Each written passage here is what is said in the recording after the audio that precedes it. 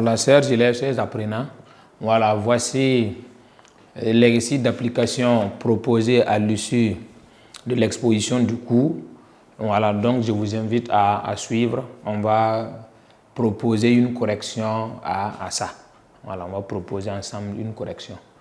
Voilà, donc on va lire d'abord l'exercice d'application qui est composé de deux parties.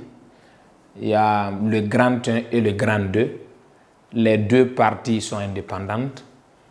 Voilà, donc en grand 1, pour commencer, on dit on dispose de deux solutions A et B.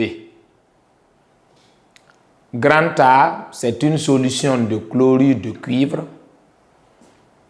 Les ions présents, Cu2+, plus Cl-, mais on a mis le coefficient 2 pour équilibrer les charges.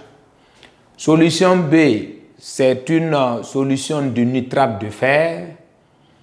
Une solution qui contient des atomes des ions ferrés Fe2+, et NO3-, des ions nitrates. On a mis le coefficient 2 pour équilibrer les charges. Au niveau de petit 1, donnez la couleur des solutions A et B en justifiant votre réponse. Petit 2, on ajoute un peu de soude dans la solution A. Qu'observe-t-on quelques instants après? Petit 3, on introduit de la limaille de fer dans la solution grand A. Petit a, citez des observations faites quelques instants après. Petit b, écrit l'équation bilan de cette réaction chimique. Grand 2, une bague en cuivre est plongée.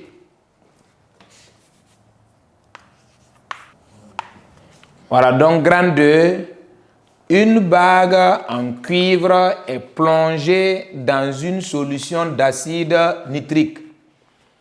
Comme question posée, petit 1, citez deux observations faites quelques instants après. Petit 2, écrit l'équation correspondant à cette transformation.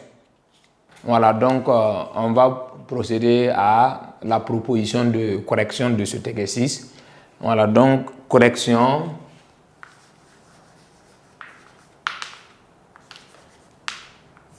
Voilà, donc le grand 1, on dispose de deux solutions A et B, grand A, grand B. Grand A, c'est une solution de chlorure de cuivre. Entre parenthèses, c'est pour préciser les ions présents dans la solution. On a dit c'est Cu2+ et puis Cl-, donc des ions cuivre et des ions chlorure. La solution grand B, c'est une solution de nitrate de fer. Entre parenthèses, Fe2+, ce sont des ions ferrés, et puis NO3-, ce sont des ions nitrates. Maintenant, petit 1, on dit donner la couleur des solutions A et B en justifiant votre réponse. La solution grand A, on a dit que c'est une solution qui contient des ions cuivre. Une solution qui contient des ions cuivre, la coloration là est bleue. Voilà, donc ici, c'est qu'on va dire, la solution grand A présente une coloration bleue car elle contient des ions cuivre. Maintenant, la solution grand B, c'est une solution de nitrate de fer. La solution contient des ions ferrés. On a vu les caractéristiques des ions dans les différentes solutions. Une solution qui contient des ions ferrés, la coloration là est verte. Donc ici, qu'est-ce qu'on va dire? Là, on va dire que la solution grand B présente une coloration verte car elle contient des ions ferrés dans la solution. Donc ici, en grand 1, petit 1, solution grand A est bleue car elle contient des ions cuivre. La solution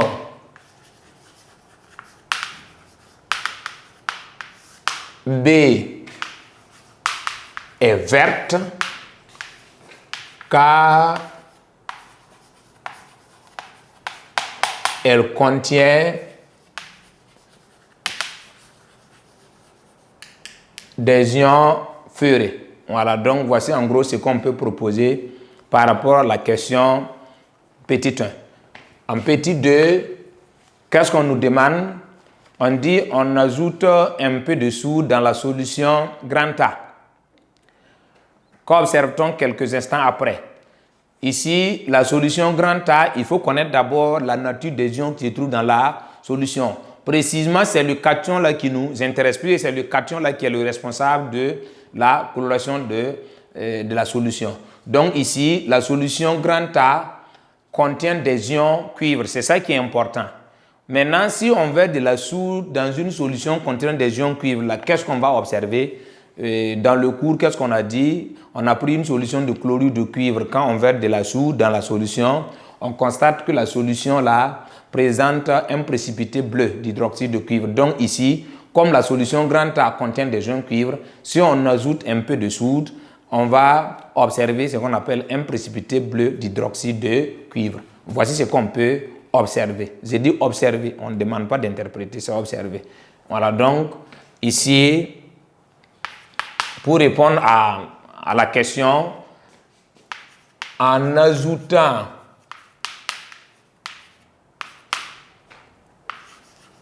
de la soude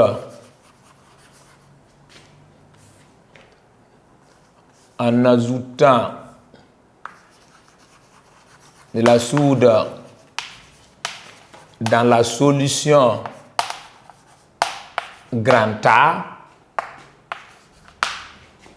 on observe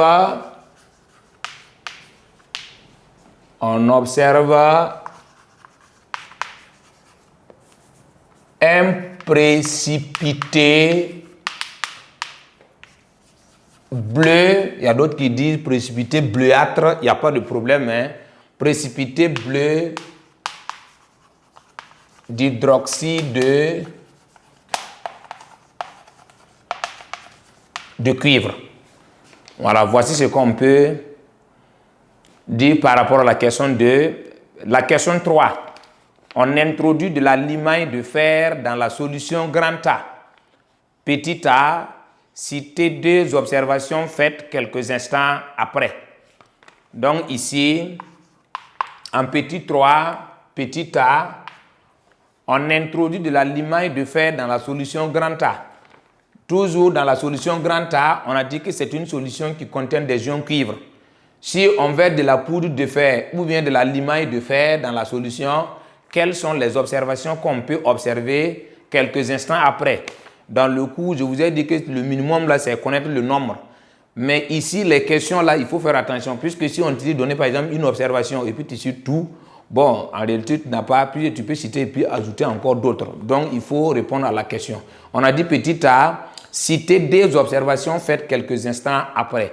Si on veut de la limaille de fer dans une solution contenant des ions cuivre, quelles sont les observations qu'on peut observer? Dans le cours, on a vu 3. Donc, ici, on va essayer de répondre. On a pas donné 2, mais on va profiter de réviser les 3. Oui, si on veut de la limaille de fer dans une solution contenant des ions cuivre, quelles sont les observations qu'on peut observer? On a dit qu'on peut observer ce qu'on appelle un dépôt. Un dépôt de cuivre au fond du récipient. Il y a une décoloration de la solution. Et puis on a dit que la nouvelle solution là prend une coloration verte. Voici les 3. Mais ici, comme on nous demande 2 observations, donc ça nous maintenant parmi les 3 là, on choisit 2. Voilà, donc la première observation qu'on peut observer, il y a la décoloration de la solution, puisque la solution au départ était bleue parce que la solution contient des ions cuivre.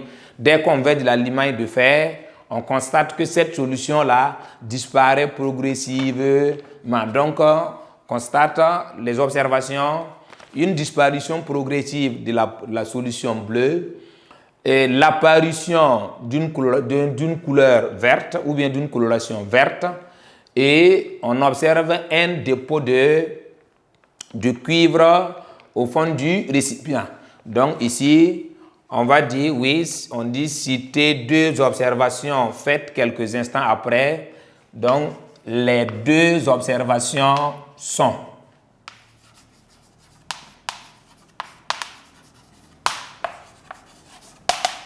Oui, on peut parler de la décoloration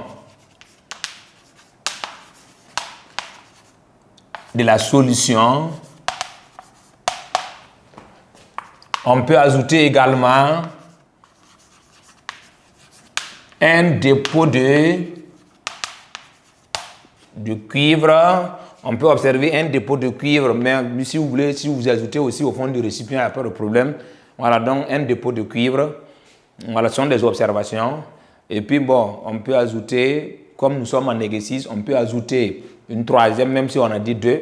Mais à l'examen, il faut donner les deux. Mais comme nous sommes en exercice, on peut utiliser les trois. Donc ici, la solution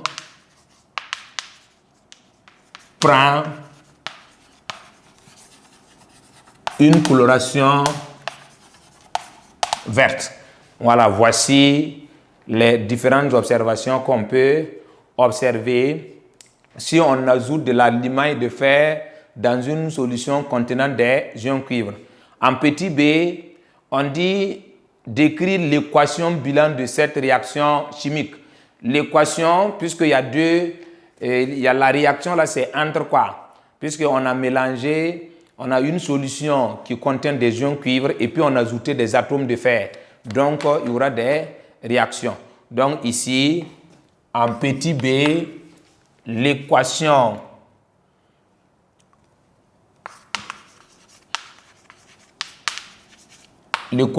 bilan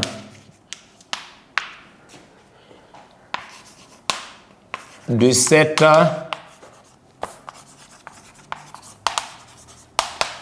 réaction est, oui, on a des ions cuivre, donc Cu2+. On a ajouté de la limaille de fer qui est constituée uniquement que des atomes de fer Fe.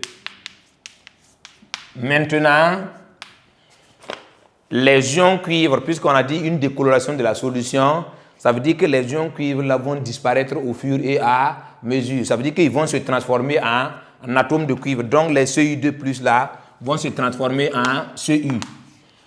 Maintenant, les atomes de fer qui est constitué uniquement que de la limaille de fer là, ça veut dire qu'au finish, la solution là va prendre une coloration verte. Cette solution, la coloration verte veut dire quoi? Ça veut dire que la nouvelle solution, puisque dans le cours, on a fait le test avec cette solution verte là, et puis on a ajouté de la soude. On a constaté que non, avec la soude, on observe un précipité vert qui montre que la solution contient des ions ferrés. Donc, le fer qu'on a mis là, ça veut dire que les atomes de fer là, se sont transformés en ions ferrés. Donc, Fe2+. Voilà, voici l'équation bilan de cette réaction. Mais vous pouvez voir qu'on peut prendre en même temps cet exercice-là et puis on ajoute d'autres questions. Voilà, comme quoi, par exemple, on peut dire que le fer a subi quelle transformation? Ou bien les atomes les ions cuivre là, ils ont subi quelle transformation? Donc, tout ça, ce sont des questions qu'on peut ajouter. Mais pour le moment, nous, on va s'en tenir à notre exercice. Voilà, donc, voici la partie grand 1, voilà la proposition de correction à cette partie.